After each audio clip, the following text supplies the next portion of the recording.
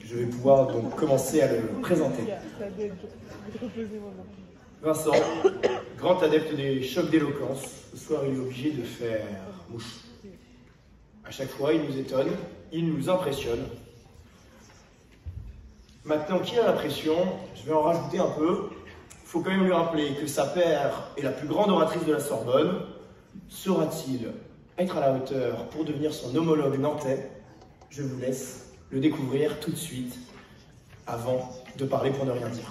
Merci de lui faire un tonnerre d'applaudissements.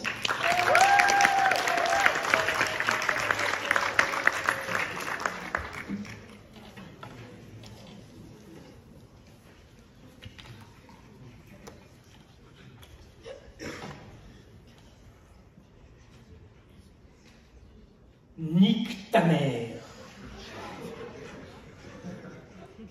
Voici comment l'on m'a accueilli ce matin dans le tram de la Tanne. Cette mélodie m'est apparue peu élégante et encore moins possible. Impossible car il se pose à la fois des problèmes physiques, éthiques et légaux. Physique car ma mère se situait ce matin à environ 500 km de l'arrêt de tram. Et donc, je ne pouvais réaliser une telle action à l'impératif. Éthique, car j'avoue apprécier ma maternelle, mais je pense qu'un tel acte nuirait sensiblement à notre relation. Aussi, je ne suis pas un cas oedipien du docteur Freud. Et donc légaux, car l'acte sexuel incestueux non consenti est réprimé par l'article 222-22-3 du Code pénal. Vous voyez donc bien, mesdames, messieurs, chers jurys, qu'il existe toujours des personnes qui parlent pour finalement ne rien dire du tout, pour raconter des histoires impossibles. La question qui se pose alors est celle de se demander si nous ne devrions pas tous les faire taire. Serait-il souhaitable que nous les exilions tous du lien social? Le problème, c'est qu'en faisant ainsi, nous ne nous parlerions plus du tout. Parce que oui, nous parlons tous de tout et de rien, et pour ne rien dire surtout. Donc, quitte à tomber dans le sens commun, osons parler de nous et de tout. Osons, et même, je vous en supplierai. Car ces mots de tous les jours nous préservent de vos silences que j'exècre.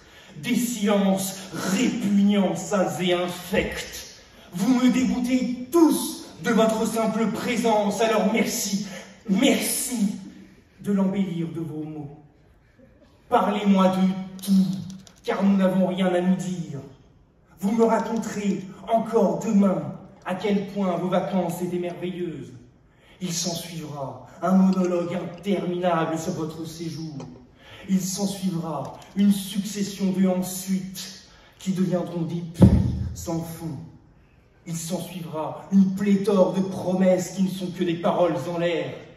Il s'ensuivra des discussions sur votre nouveau pull en poil de chèvre, alors que, honnêtement, soyons francs, nous n'en avons qu'à faire. Alors si nous devons nous parler, discuter de tout, essayons au moins d'en parler bien. Ne donnons pas raison aux si qui refont le monde.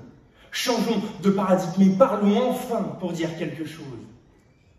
Demandez-vous, la prochaine fois que vous vous croiserez, comment allez-vous vraiment? Aventurons-nous à ne pas donner un oui et toi automatique en retour. Comprenons l'essence de chaque mot pour mieux faire fonctionner ce moteur qu'est la parole.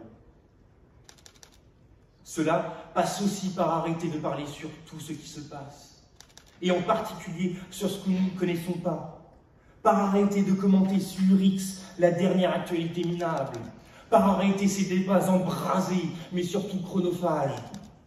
Recentrons-nous et parlons des choses qui comptent, celles qui nous font vibrer à chaque fois que nous les abordons, celles qui sont plus simples mais plus humaines. Voilà la situation idéale. Mais cette situation, c'est surtout une utopie. Un rêve en puissance, mais dont on se réveillera avant la fin. Alors il ne reste plus qu'à espérer que nous retrouvions tous le sens des mots, la valeur de la parole. Peut-être faudrait-il tous nous faire muer pour qu'on comprenne l'effort de s'exprimer, que chaque mot dit soit plus épuisant que l'usage de cette langue maudite, pour ne pas consommer à outrance cette suprême capacité, et qu'enfin, nous parlions de tout pour dire quelque chose.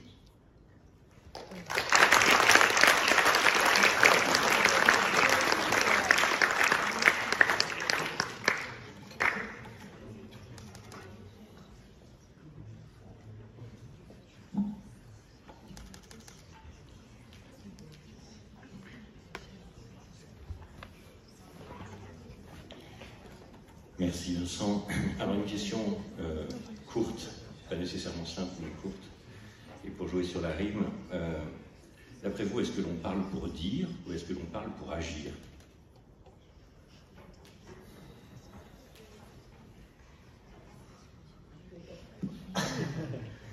Je pense, qu'en ce moment, nous parlons plus pour dire. Les mots suivent rarement les gestes.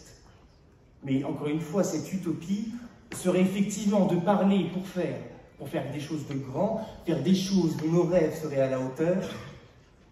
Mais ce n'est pas encore le cas, semble-t-il.